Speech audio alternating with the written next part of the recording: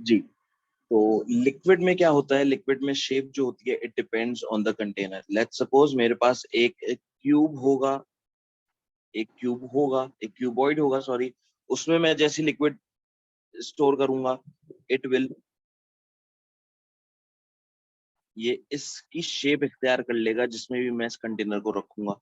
मैं क्या करता हूँ, मैं एक इस सर्कल में रखना चाहूंगा इस लिक्विड को, तो सर्कल का इख्तियार, तो it has no fixed shape. Liquid की कोई फिक्स शेप नहीं होती, it depends on the container. मैं जिसमें उसको स्टोर कर रहा हूँ उसका वो शेप इख्तियार कर लेगा। What about the volume, the volume is fixed, ठीक है। What about it's compressibility, compressibility is हो जाती है but it is easy, it is easier to compress the liquid than solid। यहाँ मैं solid लिखना चाहूंगा, easily compress compared to solid। solid में ज्यादा फोर्स लगेगी, इसमें थोड़ी कम फोर्स लगेगी in liquids. Let's move on to gases. Gases का हमें पता है that it has no shape, no fixed volume, and जो इसकी कंप्रेसिबिलिटी है that is much much much easier than solid and liquid. ये हमने क्या देखा, ये हमने प्रॉपर्टीज देख ली of solid, liquid and gases. अब इनकी प्रॉपर्टीज ये हैं क्यों ऐसी, उसको उसको स्टडी करने के लिए काइनेटिक मॉडल बनाया गया। अब काइनेटिक मॉडल में कौन कौन सी प्रॉपर्टीज थी जिन्होंने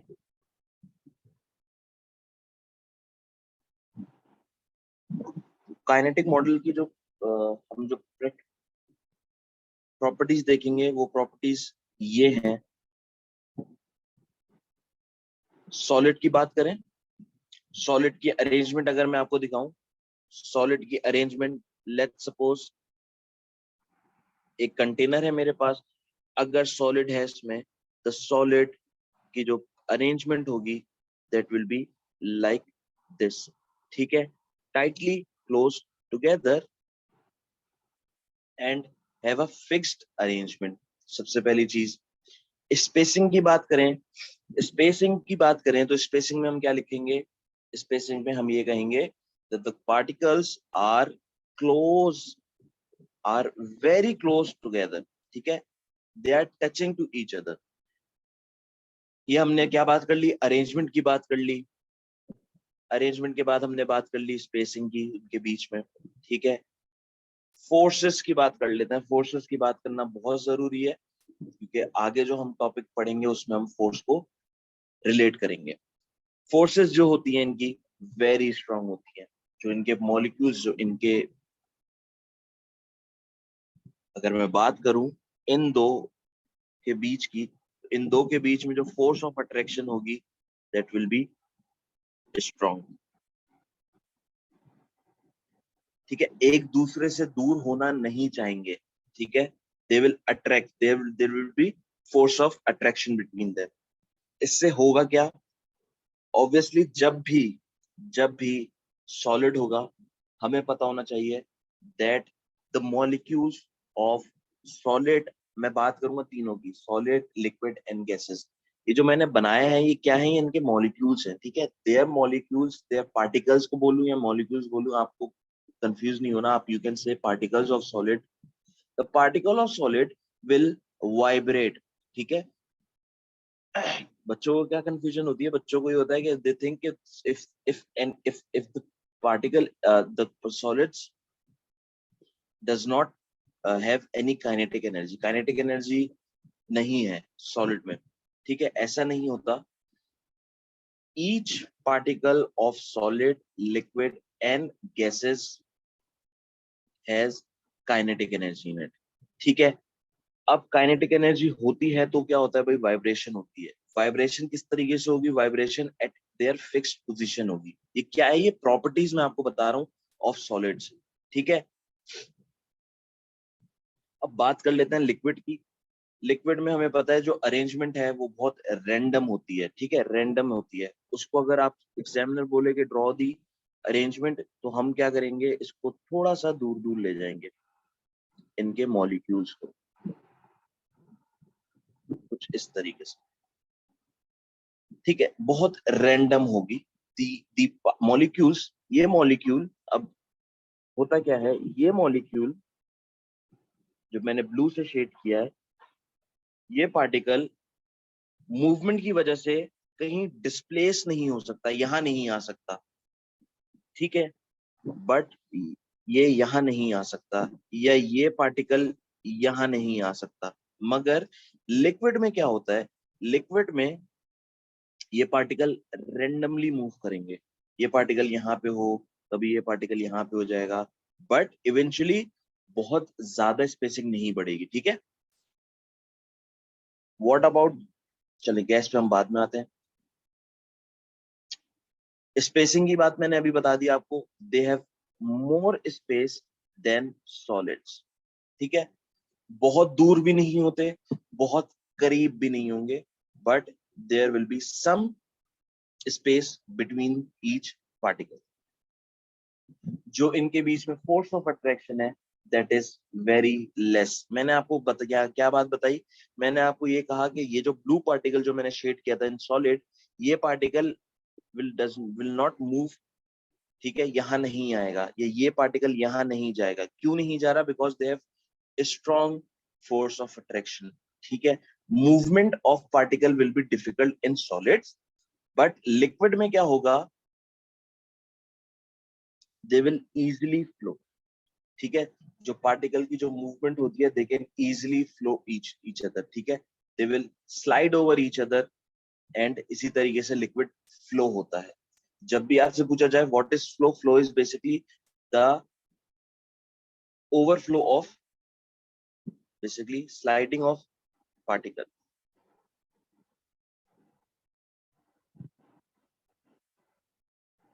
ठीक है। अब बात कर लेते हैं हम गैसेस। गैसेस की भी जो अरेंजमेंट होती है, that is very random, very random. और इसके जो पार्टिकल्स होंगे वो बहुत दूर दूर होंगे। पार्टिकल दूर हो गए तो आपको एक बात पता चल जानी चाहिए कि द फोर्स ऑफ अट्रैक्शन जो कि होगी इनके बीच में, लेकिन बहुत कम होगी, लिक्विड से भी कम होगी, ठीक है।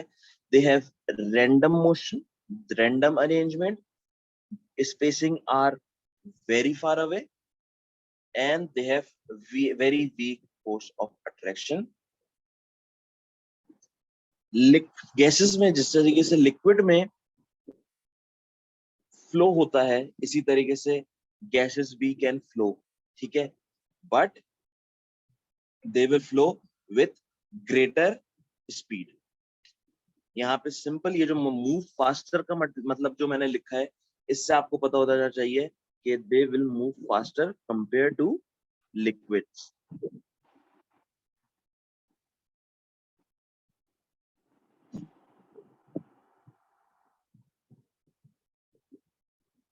यहाँ पे कोई सवाल है? समझ आ रहा है क्या समझाना चाह रहा हूँ? बहुत इजी जी टॉपिक है जी। ये, ठीक है। आगे बढ़ते हैं।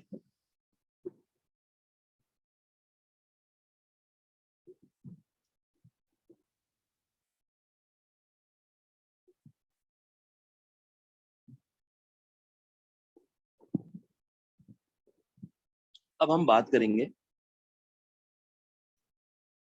अभी मैंने आपको एक वर्ड बताया था ऊपर मेरे, मैंने बोला था काइनेटिक एनर्जी, ठीक है, kinetic energy of a particle.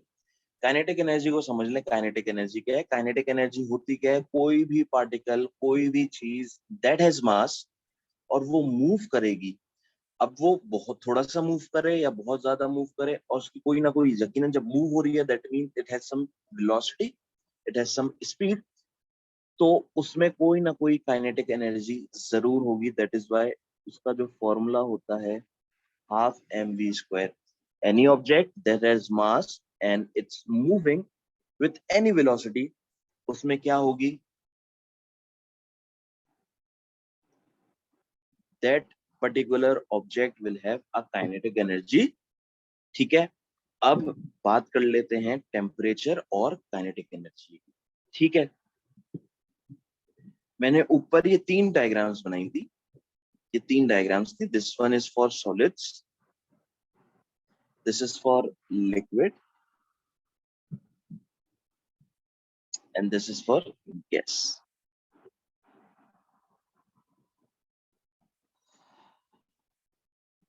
यहाँ पे मैं आपको चंद चीज बताना चाहूंगा। सबसे पहले हम बात कर लेते हैं स्टेट्स ऑफ मैटर या चेंज ऑफ मैटर। सॉलिड से लिक्विड में जाएगा तो हम इस चीज को बोलेंगे दैट ऑब्जेक्ट इज मेल्टिंग।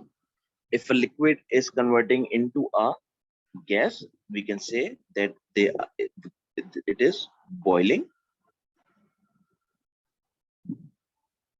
होगा क्या, मैं जैसे जैसे टेम्परेचर राइज करूंगा, जैसे जैसे टेम्परेचर इंक्रीज करूंगा, होगा क्या, these particles will gain the thermal energy, the heat energy which I am giving, which I am providing.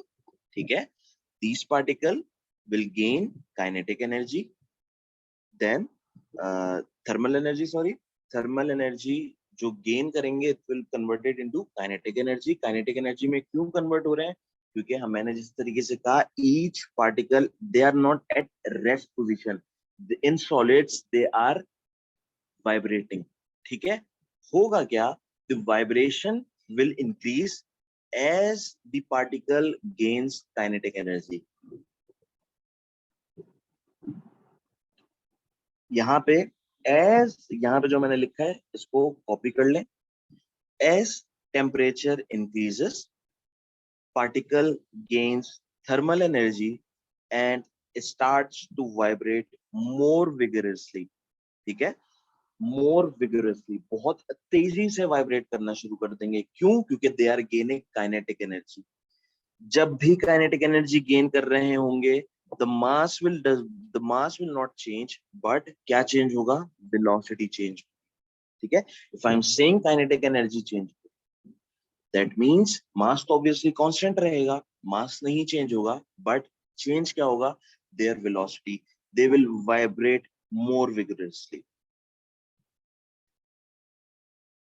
when the temperature is reduced, जब भी temperature reduce होगा, let's suppose if an object that is liquid and now converting into solid, तब क्या होगा, that means the temperature is decreasing। मैंने आपको दो बातें बता दी कि if object is melting क्या हो रहा होगा, temperature increase हो रहा होगा, the particles will get vigorously vibration होगी। ठीक है, इसी तरीके से लिक्विड से जब भी टेम्परेचर, यहाँ मेल्टिंग और बॉइलिंग का समझाने का मकसद ये है कि टेम्परेचर को मैं इंक्रीज कर रहा हूँ, यहाँ पे भी टेम्परेचर में इंक्रीज करूंगा, होगा क्या, the particles will gain kinetic energy. मैं कंडेंसेशन करूं, कंडेंसेशन क्या है, condensation is a process to convert the gas into the liquid, and freezing या मैं यहाँ पे लिखूं सॉलिडिफिकेशन, बात एक ही है, समझ जाइएगा। The temperature is decreasing and the state changes from liquid to solid. क्या होगा, यहाँ टेम्परेचर डिक्रीज हो रहा है, यहाँ टेम्परेचर डिक्रीज हो रहा है। फिर when the temperature is reduced the average thermal energy of particle reduce, the average thermal will energy, eventually there is a point where there is no movement। ये no movement वाली बात आपके syllabus में बहुत इंपॉर्टेंट है, specially आपके syllabus में highlight करके लिखी हुई है कि बच्चे को ये पता होना चाहिए ये क्या मतलब है इसका। देखें मैंने क्या बात करी, मैंने जब बात करी थी तीन स्टेट्स बताए थे आपको, सॉलिड, लिक्विड एंड गैसेस। मैंने कहा था solid will have some movement, अपनी अपनी फिक्स पोजीशन पे वाइब्रेट कर रहे होंगे the particles of the solid. हुई क्या, और मैंने बता दिया कि इट वेरीज टेम्परेचर, टेम्परेचर बढ़ाता रहूंगा तो क्या होगा, the vibration will increase, eventually इतनी बढ़ जाएगी कि दे विल गेट सेपरेट। ठीक है, तो हम क्या बोलेंगे, वो that solid is converted into liquid. Okay, अब बात कर लेते हैं कि कोई ऐसा टाइम होगा कि जब वाइब्रेशन बिल्कुल जीरो हो। Yes, there will be a temperature, there will be a temperature where the vibration is zero, there is no movement in the particle, जो भी चीज होंगी वो सब एक जगह फिक्स पोजीशन पे रह जाएंगी. There will be no vibration and that particular point is absolute temperature. ये वो टेम्परेचर है, इसकी वैल्यू क्या है? It is 0 kelvin. हमेशा याद रखिएगा, हमेशा जब याद रखिएगा थर्मल फिजिक्स में इन ओ लेवल्स अगर बात आएगी टेम्परेचर की, अगर बात आएगी टेम्परेचर की और थर्मल फिजिक्स को वो रेफर करेगा, तो जो भी टेम्परेचर होंगे that will be in kelvin. बात हमेशा केल्विन स्केल पे होगी. ठीक है, दो टाइप के स्केल्स होते 3 टाइप के हैं. ओ लेवल्स में हमें 2 टाइप के बोले गए. ये कौन सा स्केल है? This is kelvin scale and this is Celsius scale. हमें पता होना चाहिए इनके बीच में फर्क क्या है. उसके लिए मैंने आपको यहाँ पे एक फॉर्मूला लिखा हुआ है, you can see in the red and black. K is equals to Celsius plus 23. मतलब क्या है? Let's suppose degree 100 degree Celsius है and the examiner wants to is asking to convert this temperature into Kelvin. क्या करूंगा? इसको यहाँ पे place कर दूंगा तो I will get the answer 373 Kelvin. ठीक है, तो बेसिकली ये कन्वर्जन के लिए यूज हो सकता है. अब बात आ जाते हैं, इस पे बात कर लेते हैं. एब्सोल्यूट टेम्परेचर क्या है? एब्सोल्यूट टेम्परेचर वो टेम्परेचर है, एब्सोल्यूट इसको हम बोलते हैं एब्सोल्यूट जीरो टेम्परेचर. ये वो टेम्परेचर है eight which the average kinetic of particle, the average kinetic energy of the particle reduces और eventually it seizes up. सही है, it seizes up, खत्म हो जाती है. there is no movement, कोई मूवमेंट नहीं रहती. यहां पे कोई सवाल? नहीं. ओके, आगे बढ़ते हैं. अब अक्सर एग्जामिनर हमसे क्या एक्सपेक्ट करता है? वो ये एक्सपेक्ट करता है कि हम क्या करें. हम कहते हैं कि लेट्स सपोज मेरे पास ये कंटेनर है और इस कंटेनर के अंदर क्या है? गैस मॉलिक्यूल्स हैं बहुत सारे. ठीक है, हम बोलेंगे the gas will exert a pressure on the container. ठीक है, ये कंटेनर है और यहाँ पे गैस स्टोर हुई हुई है. तो what we know is the gas will exert a pressure on container. How? The examiner wants to see कि क्या हमें पता है कि कैसे गैस exert करती है. For that I have written this whole paragraph. We will just read it out and see कि किस तरीके से gases exerts a force on the container. हमें पता है that gas particles move randomly. उनकी जो होगी, अच्छा यहाँ पे मैं आपको एक चीज दिखा दूं. यहाँ पे मैंने एवरेज, हम यहाँ पे जब भी काइनेटिक एनर्जी की बात करेंगे, जैसे यहाँ मैंने लिखा है therm converted into thermal kinetic energy. ठीक है, जो काइनेटिक एनर्जी होगी हम यहाँ पे हमेशा एवरेज काइनेटिक एनर्जी, हम एवरेज का वर्ड इस्तेमाल जरूर करेंगे. क्यों एवरेज? क्यों? ऑब्वियसली लेट्स सपोज ये मेरे पास कंटेनर है and it has gas particle. In gas particle की जरूरी नहीं है कि each and every particle has same velocity. ठीक है, सेम वेलोसिटी होना जरूरी नहीं है, यानी सेम काइनेटिक एनर्जी होना जरूरी नहीं है. तो हम अल्फाज क्या इस्तेमाल करेंगे? We will use average kinetic energy. खैर, यहाँ पे आ जाता है, हमने बात कर ली गैस पार्टिकल की जो होती है वो they move randomly with different speed and direction. Obviously zigzag अजीब सी डायरेक्शन में मूव करते हैं. These particle collides with the walls of the container. As they collide, there is a change of momentum. Very important, change of momentum. ठीक है, आप IGCSEs हैं, you can relate what is momentum. Momentum को समझ लेते हैं। Momentum क्या है? मोमेंटम हम कहते हैं बेसिकली जब एक चीज, मोमेंटम का फॉर्मूला क्या है? मोमेंटम का फॉर्मूला होता है हमारे पास, momentum is represented by small p, और इसका जो फॉर्मूला होता है mv, यानी every object that has mass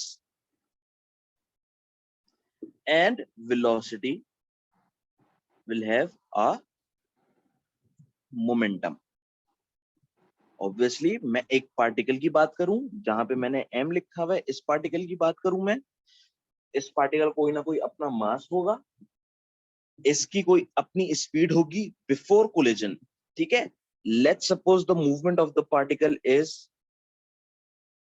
यहां से आएगा, इस कंटेनर से रिफ्लेक्ट बैक कर जाएगा या बाउंस बैक कर जाएगा, क्या होगा? There will be change in momentum. Now change in momentum की बात अगर हम करें तो चेंज इन मोमेंटम क्या होता है? Basically change in momentum is final, इसकी क्या है? वी मतलब फाइनल वेलोसिटी, यू क्या है? Initial velocity.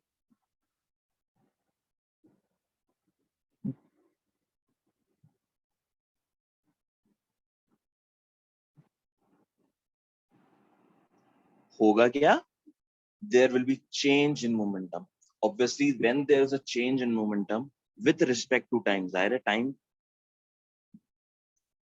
किसी ना किसी पर्टिकुलर टाइम पे जाके उसने हिट किया होगा, then there will be some change in momentum। Change in momentum समझना बहुत जरूरी है। चेंज इन मोमेंटम का मतलब क्या है? चेंज इन मोमेंटम का मतलब ये होता है कि एक ऑब्जेक्ट अपनी इनिशियल स्पीड से किसी चीज में जाके कोलाइड कर रही है, and after collision the speed changes, ठीक है। तो there will be some, obviously mass में कोई चेंज नहीं आएगा, mass will remain the same. जो एक चीज चेंज होगी दैट इज द मोमेंटम।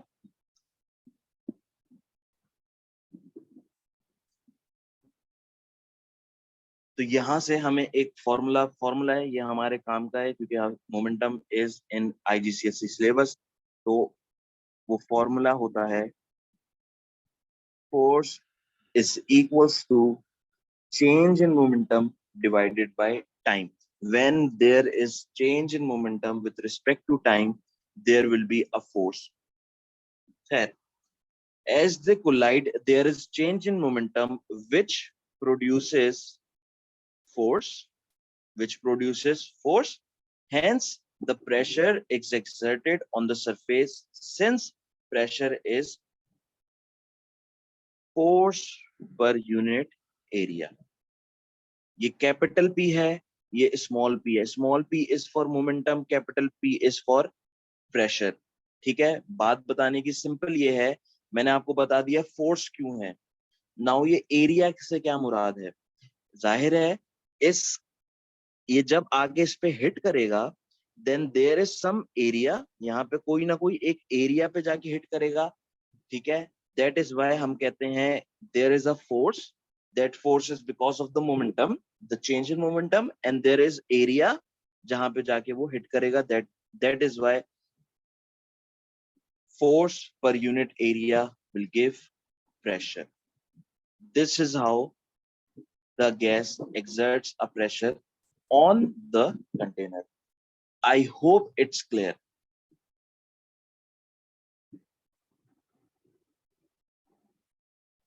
जी।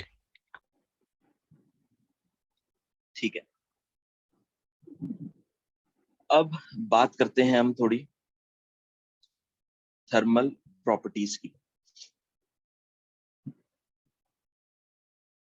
अच्छा, थर्मल प्रॉपर्टीज से पहले मैं आपको चंद रिलेशनशिप बताना चाह रहा हूँ। रिलेशनशिप क्या है? बेसिकली हमारे IGCSE में या ओ लेवल्स में तीन चीजें हैं, तीन चीजों को, हमें तीन चीजों का रिलेशन पता होना चाहिए, ठीक है। रिलेशन बहुत जरूरी है। वो तीन चीजें क्या हैं? That is pressure, that is volume, and the third one is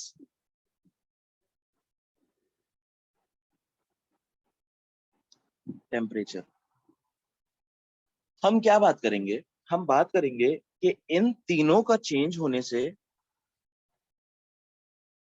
किसी भी पार्टिकल में क्या होता है। ठीक है, अब यहाँ पे हम रिलेशन किस तरीके से बनाएंगे, हम एक चीज को कांस्टेंट रखेंगे और दो चीजों को वेरी करेंगे।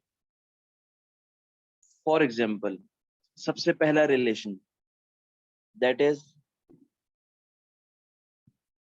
P versus temperature when the volume is constant। ये पहला रिलेशन है जो हमें समझना है, दैट इफेक्ट ऑफ प्रेशर क्या होगा when there is a change in temperature given that the volume is constant।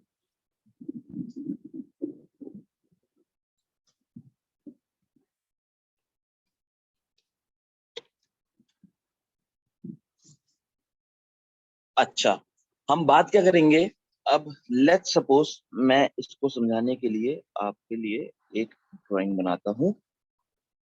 This is basically a syringe, ये मेरे पास एक सिरिंज है।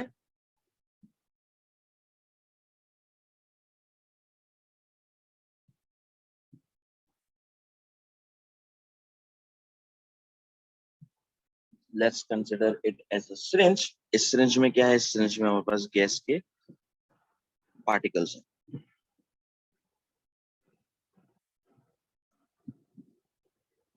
एक बात हमें नोट करनी है दैट द वॉल्यूम, क्या चीज, that the volume is constant. ठीक है, तो ये सिरिंज हम मूव नहीं कर सकते। The piston, this is what, this is piston.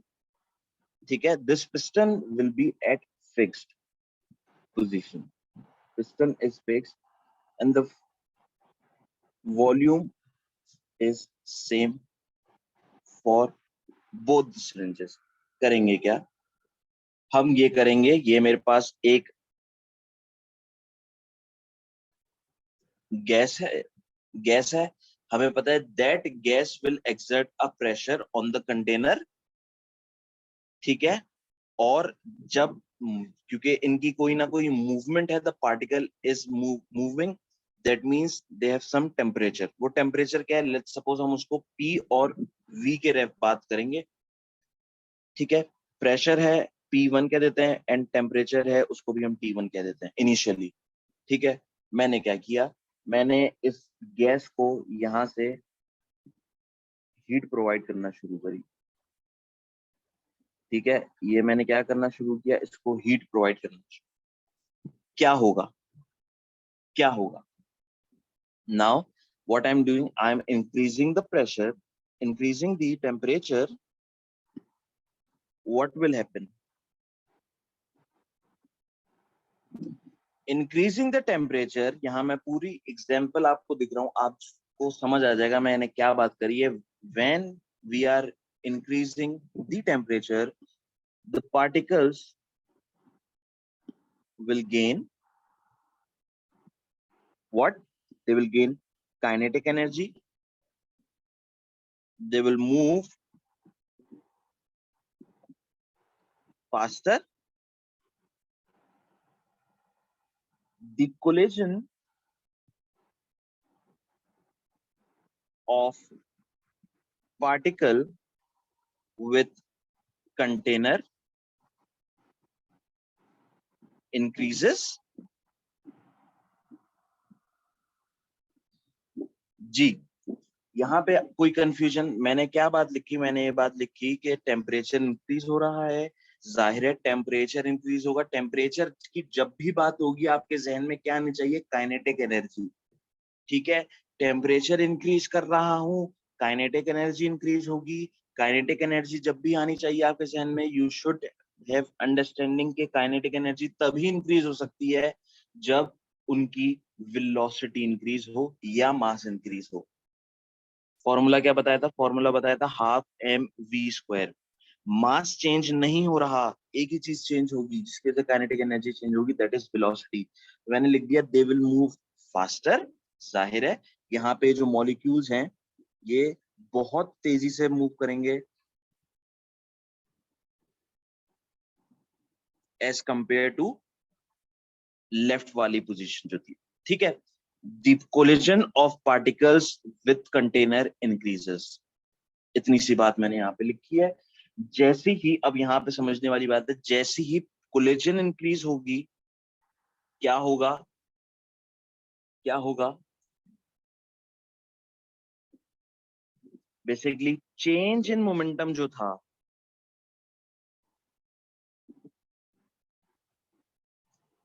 Change in momentum पर सेकेंड विल इंक्रीज। क्यों, क्यों इंक्रीज हो रही है?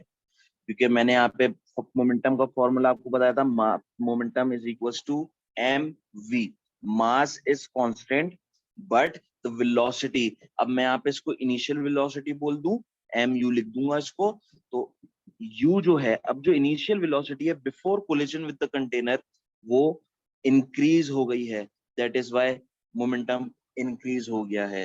तो मैं यहाँ पे लिखूंगा चेंज इन मोमेंटम पर सेकेंड विल इंक्रीज,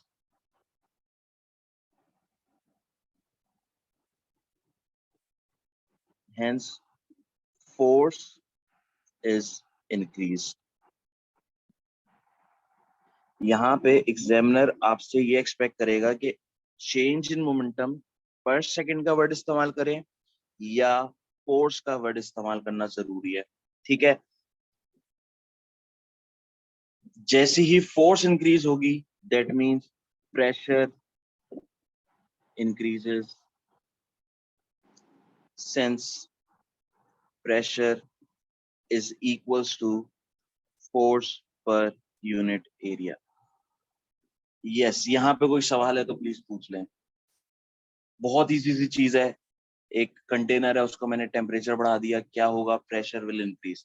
तो यहाँ पे जो रिलेशन हम कंक्लूड कर सकते हैं वो ये कर सकते हैं, that the pressure, that the temperature and pressure are directly proportional,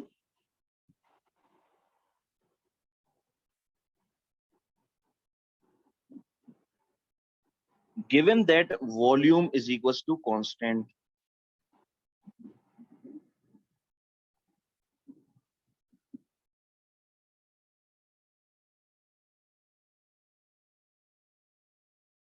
yes, any question?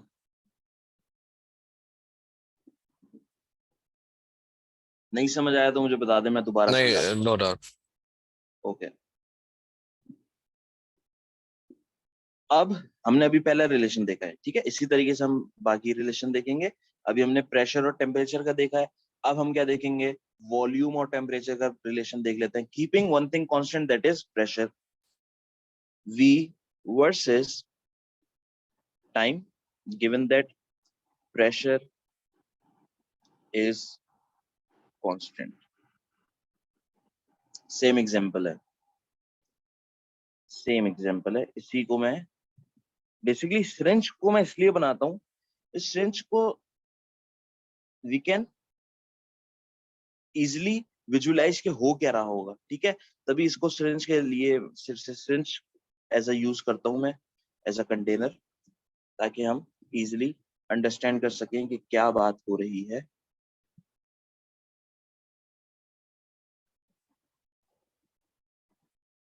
Okay जी, अब यहाँ पे वॉल्यूम चेंज करेंगे, ठीक है, देखेंगे क्या फर्क पड़ता है, टेम्परेचर या टेम्परेचर चेंज करेंगे, देखेंगे वॉल्यूम पे क्या फर्क पड़ता है, ठीक है। अच्छा जी, एक्सपेरिमेंट सेट करते हैं।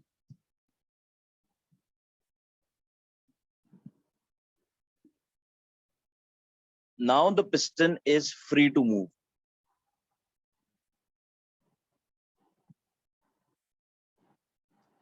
पिस्टन अब फ्री टू मूव है, इधर हम भी लिख देंगे piston is free to move. क्यों? क्योंकि अब हमें वॉल्यूम भी चेंज करना है। ये गैस है, ठीक है, लेट्स सपोज यहाँ पे अभी मैंने इसका टेम्परेचर, इसको रूम टेम्परेचर भी रखा, ठीक है, तो मैं कह सकता हूँ temperature in T1 is initial temperature, और V1 जो है ये हमारे पास इनिशियल वॉल्यूम है। इनिशियल टेम्परेचर ये क्या है, this is initial volume.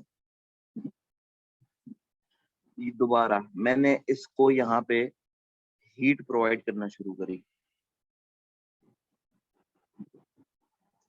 Heat provide करना शुरू करी, क्या होगा, क्या होगा? इसको विजुअलाइज करते हैं, देखें होगा क्या।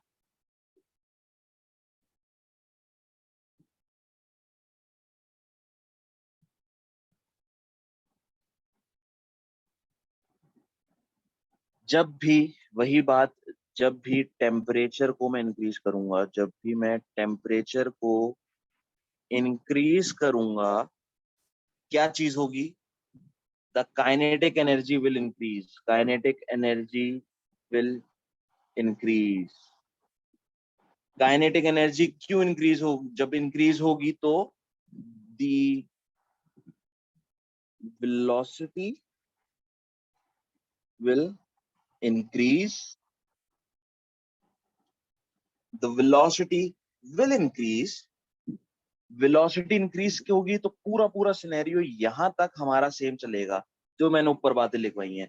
ठीक है, particle will gain kinetic energy, they will move faster, the collision of particle with container increases, change in momentum increase होगा। इवेंचुअली होगा क्या कि there the force will increase. ठीक है, मगर अब प्रेशर इंक्रीज नहीं होगा। अब होगा क्या? अब लेट्स सपोज यहां पे जो कोलिजन हो रही होगी, जिसकी वजह से ये मॉलिक्यूल्स क्या करेंगे, they will exert a pressure on the piston. और जैसे ही प्रेशर बढ़ जाए, आई मीन टू से द फोर्स बढ़ जाएगी। फोर्स क्यों बढ़ी है? क्योंकि चेंज इन मोमेंटम हो रहा है। चेंज इन मोमेंटम क्यों हो रहा है? क्योंकि the temperature is now increasing. ठीक है, there is kinetic energy increasing. Okay, जैसे ही फोर्स बढ़ गई, क्या होगा? The gas particles will exert a force, a greater force on the piston, hence the piston will now move। Piston की जो अब मूव अप पोजीशन होगी, वो पोजीशन शायद ये हो जो मैंने ग्रीन से मार्क किया है। So we can see that as the temperature is increased, the volume is also increased. So they are directly proportional. They are directly proportional, keeping one thing constant, that is pressure. Pressure क्या होगा? Pressure same होगा। हो pressure क्यों same रहा? Pressure इसलिए same रहा क्योंकि अब वॉल्यूम बढ़ गया। अब वॉल्यूम बढ़ गया, ऑल्दो फोर्स इंक्रीज हुई है, but the collision of pressure क्या होता है? प्रेशर होता है force per unit area. Force मैं कह रहा हूं, फोर्स चले हम कहते हैं बढ़ रही है, बट जो हमारे पास, क्योंकि अब वॉल्यूम इंक्रीज हो गया है, ठीक है, तो एरिया जो होगा, जो कोलिजन करने का जो एरिया होगा, that is also, that is decrease, that is decrease. Eventually the pressure remains constant.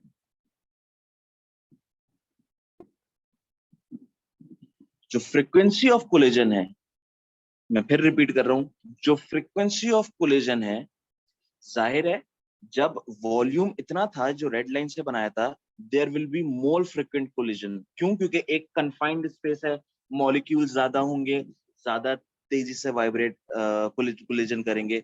Now अब हो क्या रहा है? Now the piston has move, अब ग्रीन वाली पोजीशन हो गई है। ठीक है, ग्रीन वाली पोजीशन, पिस्टन की पोजीशन अब ग्रीन वाली हो गई। अब क्या होगा? The frequency of collision decreases, the frequency of collision will decreases, hence the pressure remains the same। इस चीज को मैं यहाँ लिख भी देता हूं, the velocity will increase, there will be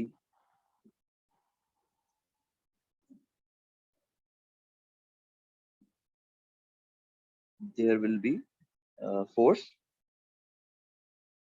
there will be force exert by the particles that will push the piston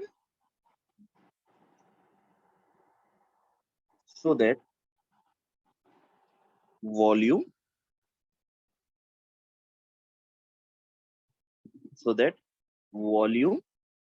increases. The pressure will remain the same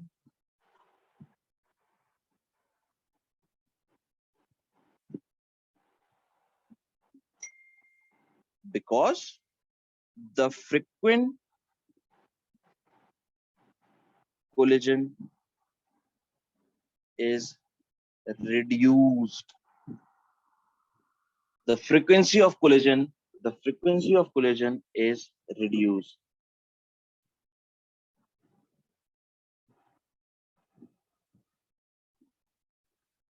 Yes, got it. समझ आ गया क्या है?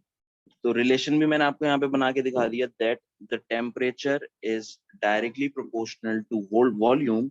जब भी वॉल्यूम इंक्रीज होगा, जब भी temperature increase होगा तो वॉल्यूम भी इंक्रीज होगा if the pressure is to remain constant. अब तीसरी जो और आखिरी रिलेशन है वो किसका है? वो ऑब्वियसली प्रेशर वर्सेस वॉल्यूम का है, keeping one thing constant that is temperature.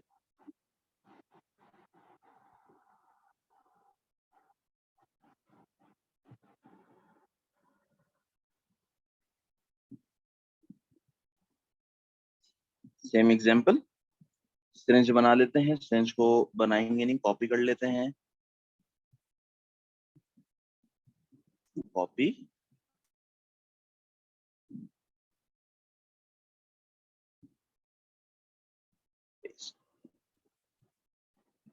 अब क्या कर रहे हैं हम प्रेशर देखेंगे किस तरीके से चेंज होगा बाय चेंजिंग वॉल्यूम. ठीक है.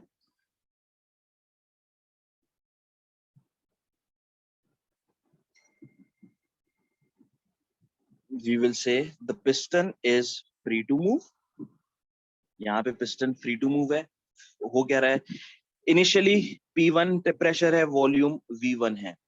ठीक है, वॉल्यूम V1, ये क्या है? Initial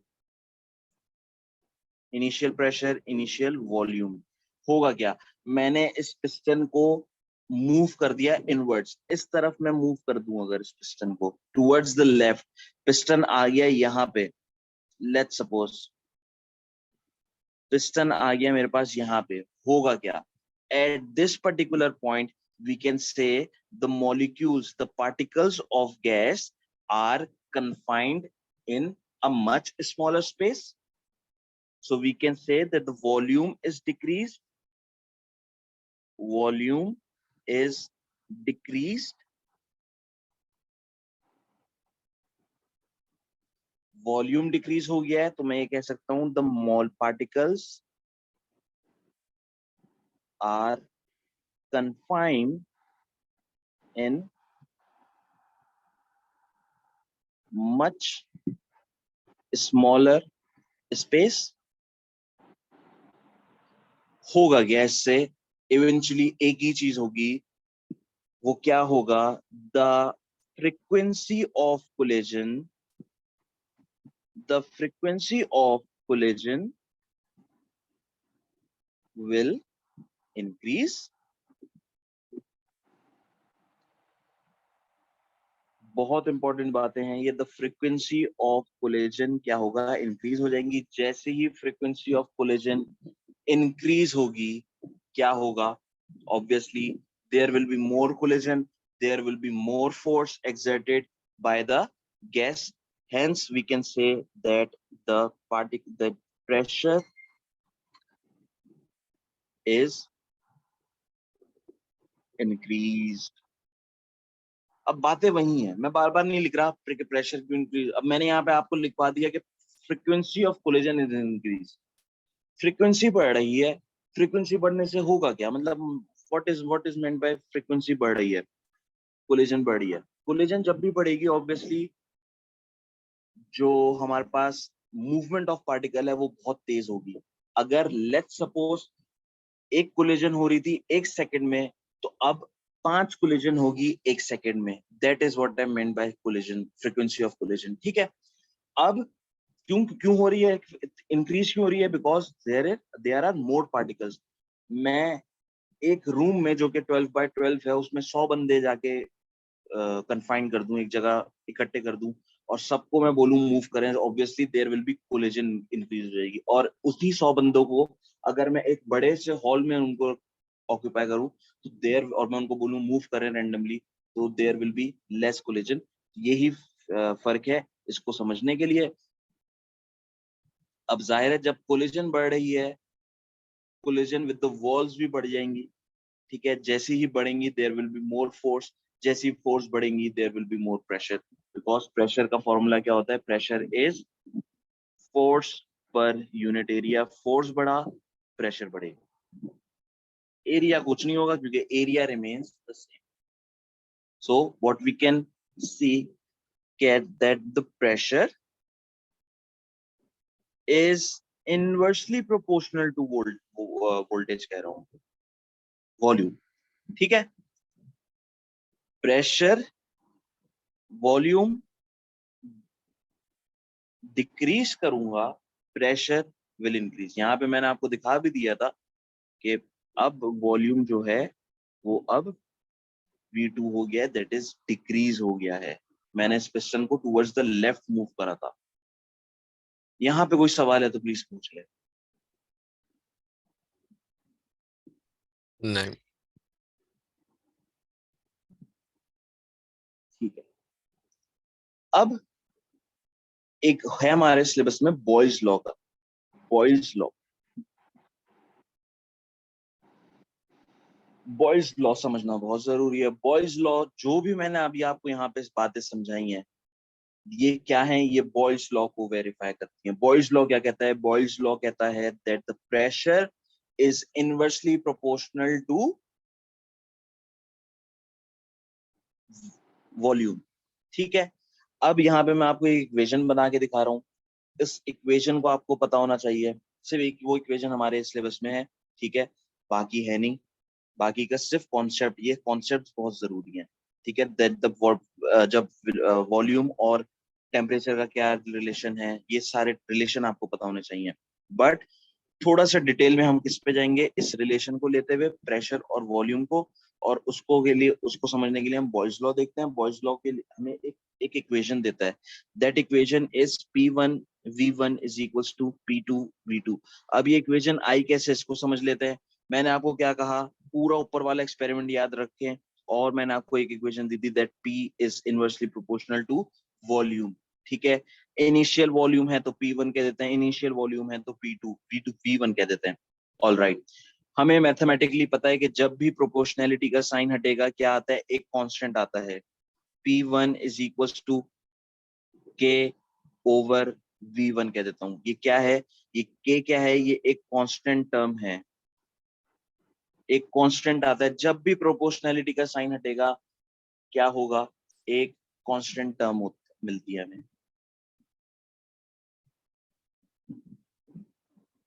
now can you tell me ये कांस्टेंट टर्म क्या है।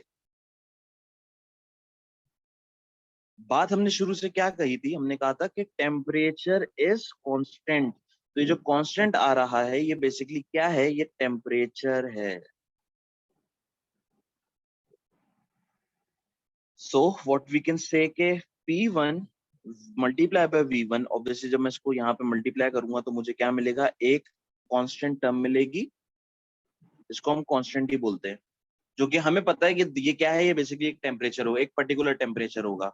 ठीक है, लेट्स सपोज जब मैंने वॉल्यूम चेंज कर दिया था, when I have move the piston towards the left, the volume decreases, उसकी वजह से हम कह देते हैं P2 is inversely proportional to V2. So what we can write that P2 V2 is equals to again constant। जब भी proportionality का साइन हटेगा एक कांस्टेंट टर्म आएगी। Since these two constant are temperature और temperature is constant, so we can write this equation as P1 V1 is equals to P2 V2। very important equation, numericals आपको बेशुमार मिल जाएंगे इसके। ठीक है, P1 क्या होता है भाई? P1 इनिशियल प्रेशर, P2 क्या होगा? फाइनल प्रेशर, V1 क्या है? V1 है हमारे पास इनिशियल वॉल्यूम, V2 क्या होगा हमारे पास? इनिशियल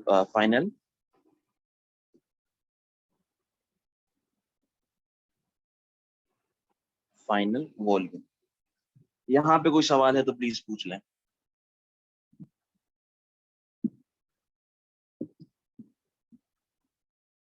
जी मुझे समझ आ गया। ठीक है,